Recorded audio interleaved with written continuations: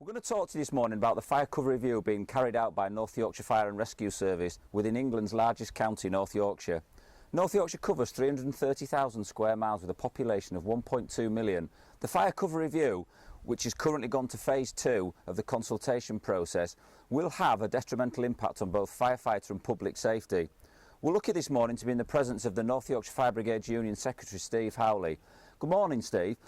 Can you explain to the public the impact of the fire cover review as it moves forward at the moment? The fire cover review, as you quite rightly said, undertaken by North Yorkshire Fire and Rescue Service, is what they're saying an attempt to better match cost, resource and risk.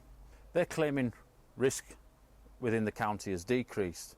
In fact, risk is on the increase. Yeah, we see the population growth in North Yorkshire, which with population growth and the major housing developments, business developments that are going on, we see increased road traffic.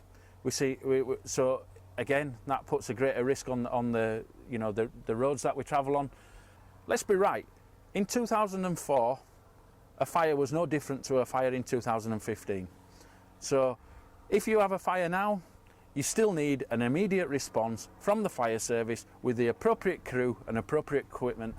We know that calls have reduced, Steve, due to the prevention work that we've carried out, but road traffic collisions and property fires do not appear to have decreased. So what will that mean in terms of this fire cover review and the proposals? Oh, you're quite right, Simon. Some calls have decreased, mainly the automatic fire alarms, which we no longer attend. But in terms of the real core fires and road accidents, they've stayed about the same. Maybe a slight reduction, but nothing, nothing major. And again, as I've said earlier, we need to be effective. We need to be able to get there with the right amount of equipment in the right amount of time to be of any value to the public of North Yorkshire. Risk isn't about call numbers. Risk is about what goes on in that area, as you quite rightly pointed out earlier. So the risk is actually on the increase in North Yorkshire, not the decrease. So as we look at the proposals and we look at the individual places that are affected, what resources does Harrogate Fire Station currently have available?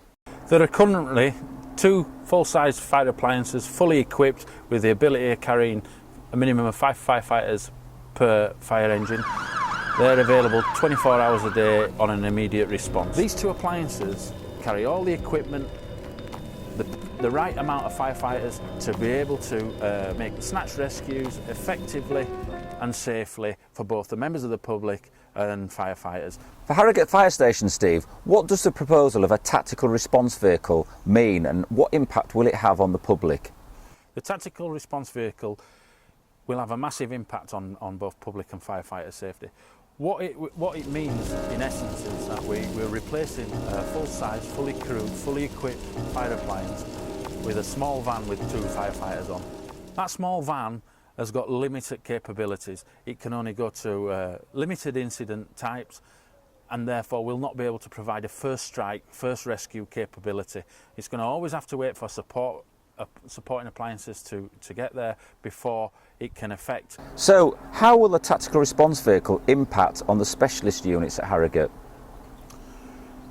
The tactical response vehicle, the impact that's going to have on the specials is mainly down to how they're crewed and the reduction in whole-time firefighter posts at this station, which is then dramatically going to impact on the use of or the ability to use specialist vehicles at Harrogate.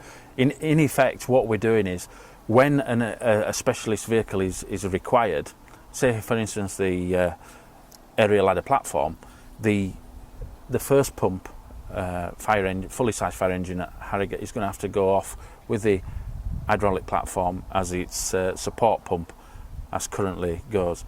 That then therefore leaves the tactical response vehicle as the only vehicle covering Harrogate's fire ground. So again, any further incidents that come in, we've got 2 men in a van going to them, so as I've said earlier, we can't affect the rescues of house fires and we can't affect rescues from road accidents. So effectively it becomes an ineffective source, really. We haven't talked about the council tax increase that came about in 2015-16, which has also been planned for the next 3 years. within North Yorkshire, as they set their budgets out, they've agreed to increase the council tax precept. So we've just seen a 1.99% increase, the maximum they're allowed to increase the council tax without going to a referendum, and that will continue over the next 3 years. So what the public of North Yorkshire are actually seeing now is they're getting a reduction in service, a dramatic reduction in service, but they're also paying a massive amount more for it. So we're paying more and getting a hell of a lot less. Now that doesn't bode well.